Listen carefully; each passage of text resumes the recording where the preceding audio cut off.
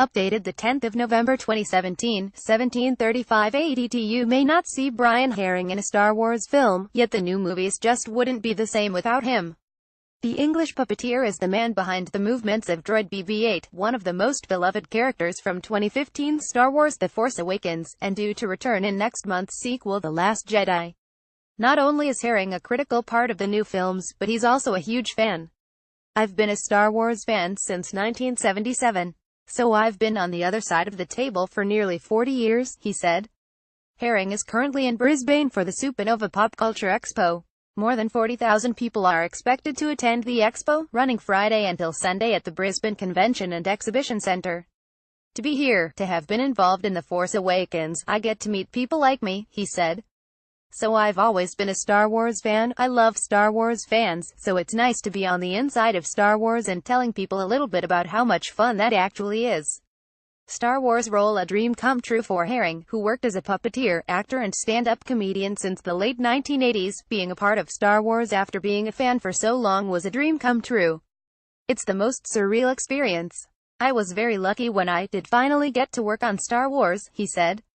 "I almost worked on one of the prequels way back when, and that didn't actually happen.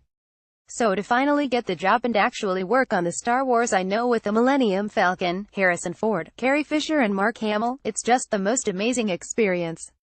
I said to the other puppeteer I worked with, "If I wake up and it's been a dream, I'm going to be very angry for a very long time." Herring said there were 7 versions of bb-8 used in The Force Awakens.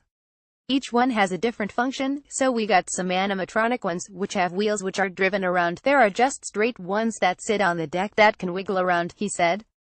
"There's another version which is kind of like a lawn roller, which has rods and handles on it, and I have certain amount of control with my friend, and if we want him to run along I have to push him.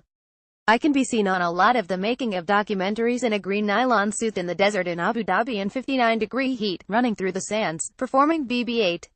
I also make the noises for him on set so that when Daisy Ridley is talking to bb-8 he answers her back, so as an actor you get something to work on." Herring hush hush on Last Jedi. Last Jedi is out next month, yet there is not a lot Herring can say on the matter, other than the fact that bb-8 will be back. "I can't tell you too much about it. It's very, very hush hush. But he did say the new film will leave fans satisfied. You're going to be very happy," he said. The director Rian Johnson has done something very unique with this. There's a line Luke Skywalker says in the trailer, something along the lines of, "This is not going to go the way you think it is," and I think that's a good indication of the movie.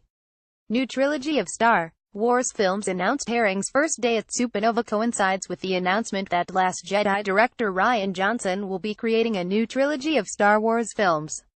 The puppeteer said he couldn't be happier.